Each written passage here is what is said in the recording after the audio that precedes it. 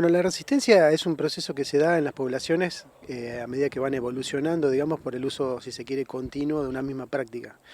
Si uno busca por ahí bibliografía va a encontrar incluso que en algunas regiones del sudeste asiático existen malezas que son resistentes al deshierve manual.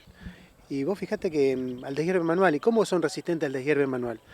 Porque las malezas tienen diferencias, entonces a medida que la gente las iba sacando con la mano y separaba el arroz de la gramínea que era maleza, de pronto iban quedando las que eran más parecidas al arroz.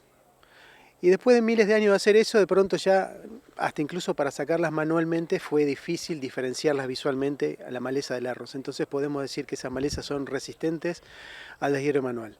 O sea, repeticiones de la misma práctica durante años generan este problema. En el caso de los herbicidas, lo que estamos haciendo es, mediante el uso continuo que se hace de un determinado principio activo, nosotros vamos seleccionando lo que es la variabilidad que tiene normalmente la población de malezas y nos vamos quedando año tras año con las que van sobreviviendo hasta que resulta que estas plantas que tienen esta capacidad son las más frecuentes en nuestras poblaciones y resulta que de pronto nos damos cuenta que ya las prácticas que eran útiles antes ya no lo son ahora, digamos.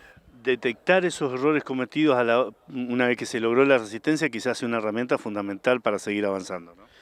Sí es importante que cuando se plantea el tema de resistencia existe primero una buena identificación del problema. Hemos por ahí tenido situaciones en donde posibles problemas de resistencia, finalmente por estudios un poco más certeros hemos comprobado que no eran problemas de resistencia. Puede haber otras causas, si se quiere, de escape en un tratamiento en el campo, puede haber problemas de aplicación, puede haber problemas en la mezcla de tanque de los productos, puede haber incluso problemas técnicos de la pulverizadora, puede haber efecto paraguas de una maleza que tapa a la otra y la de abajo se salva, pero no por ser resistente, sino porque no recibió la dosis de producto. O sea, una vez que hemos descartado todo eso, es importante poder recolectar, si se quiere, semillas en lo posible de las malezas sobrevivientes para hacer los estudios. Dentro de su disertación escuchábamos el concepto de resistencia cruzada.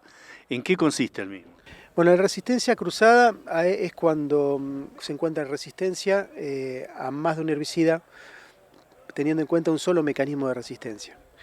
Hoy les comentaba que hay dos tipos de resistencia cruzada, una que se denomina resistencia cruzada por sitio de acción, que es la más frecuente, que es la que tenemos en mente cuando realizamos una rotación de productos activos, digamos una recomendación muy frecuente en este sentido para mitigar el problema de resistencia es rotar los herbicidas.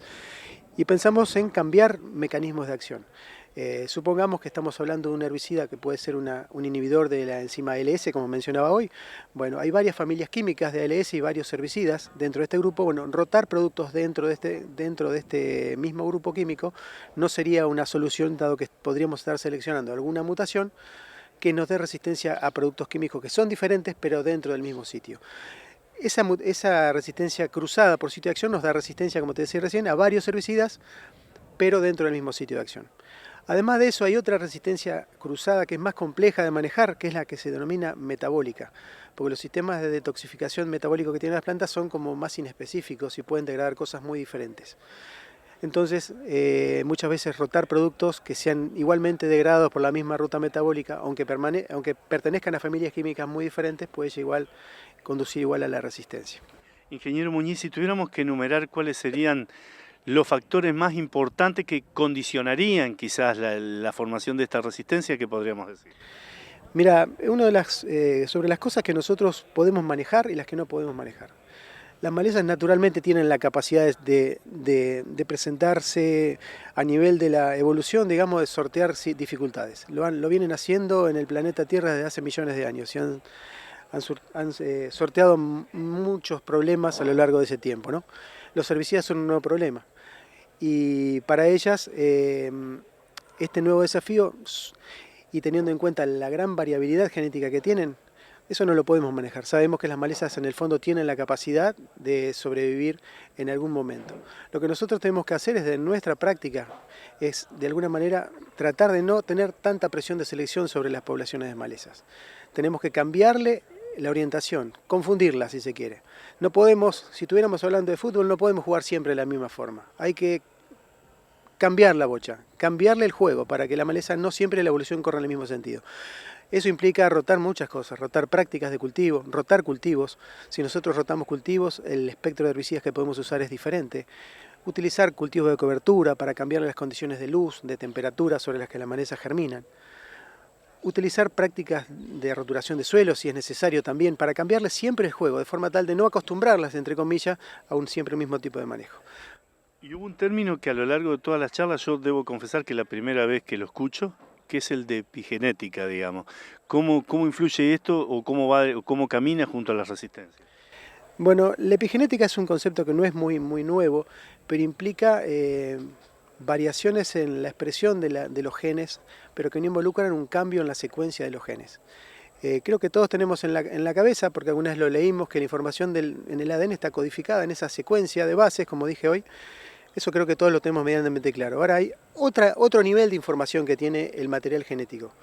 Y ese nivel de información, como por encima de lo genético, es lo que se conoce como epigenética. Y ese nivel de información implica un montón de modificaciones químicas que no involucran cambio en la secuencia, pero que sí hacen que esos genes tengan diferente nivel de expresión. O sea, podemos nosotros, a través de situaciones de estrés, apagar genes o encender genes.